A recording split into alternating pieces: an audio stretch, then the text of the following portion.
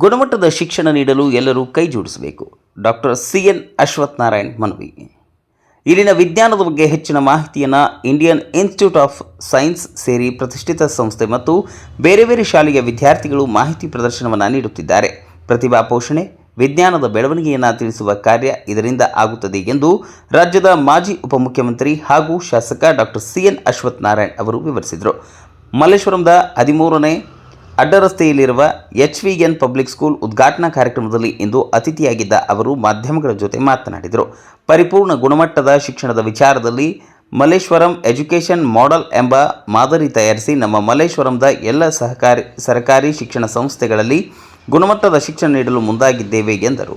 ಇಲ್ಲಿ ಹೆಣ್ಮಗು KG ತರಗತಿಗೆ ಸೇರಿದರೆ PGವರೆಗೂ ಒಂದೇ ಕ್ಯಾಂಪಸ್ನಲ್ಲಿ ಶಿಕ್ಷಣ ಪಡೆಯಲು ಸಾಧ್ಯವಿದೆ. ಆಧುನಿಕ ತರಗತಿ ಕೊಠಡಿಗಳು, ತಂತ್ರಜ್ಞಾನ ಆಧಾರಿತ ಕಲಿಕೆಗಳು ಇಲ್ಲಿದೆ ಎಂದು ವಿವರಿಸಿದರು. ಆಧುನಿಕ ವಿಜ್ಞಾನ ಪ್ರಯೋಗಶಾಲೆ ಸೇರಿ ಎಲ್ಲ ಸೌಕರ್ಯಗಳು ಇಲ್ಲಿ ಲಭ್ಯವಿದೆ. ಇಲ್ಲಿ ಸುರಕ್ಷಿತವಾಗಿ ಕಲಿಯುವಿಕೆ ಸಾಧ್ಯತೆ ಇದೆ. ಜನರಿಗೆ ಇದರ ಮಾಹಿತಿ ಕೊಡಲು ಮಲ್ಲೇಶ್ವರಂನ ಓಪನ್ ಡೇ ಆಯೋಜಿಸಲಾಗಿದೆ ಎಂದು ನುಡಿದರು. ಗುಣಮಟ್ಟದ ಶಿಕ್ಷಣ ನೀಡಲು ಇಡೀ ಸಮಾಜ ಒಂದಾಗಿ ಎಲ್ಲರೂ ಕೈಜೋಡಿಸಬೇಕಿದೆ ಎಂದು ತಿಳಿಸಿದರು. ಒಂದು ಹೆಣ್ಮಗು ವಿದ್ಯಾವಂತರಾದರೆ ಕುಟುಂಬದವನ್ನ ವಿದ್ಯಾವಂತರಾಗುತ್ತಾರೆ ಎಂದು ಅಭಿಪ್ರಾಯಪಟ್ಟರು. ವಿಕಸಿತ ಭಾರತ ನೋಡಲು ಗುಣಮಟ್ಟದ ಶಿಕ್ಷಣ ಅನಿವಾರ್ಯ ಎಂದು ತಿಳಿಸಿದರು.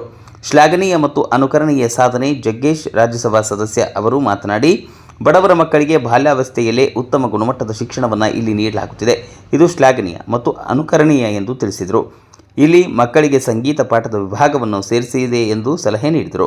ಮಲ್ಲೇಶ್ವರಂದ ನಮ್ಮ ಶಾಸಕರ ಬಗ್ಗೆ ಜನ ಹೆಮ್ಮೆ ಪಡುತ್ತಿದ್ದಾರೆ ಎಂದು ತಿಳಿಸಿದರು. ನಮ್ಮ ಮಲ್ಲೇಶ್ವರಂ ನಮ್ಮ ಹೆಮ್ಮೆ ಎಂದು ಹೇಳಿದರು. ಸಿವಿಲ್ ಡಿಫೆನ್ಸ್ನ ರಾಜೇಶ್, ಯಮುನಾ, ಸಚಿನ್ ಬೆಲವಾಡಿ ಪ್ರಮುಖರು, ವಿವಿಧ ಸಂಸ್ಥೆಯವರು ಭಾಗವಹಿಸಿದ್ದರು. ವರದಿ ವೇದಮೂರ್ತಿ, ಪ್ರಜಾಪವರ್, ಬೆಂಗಳೂರು.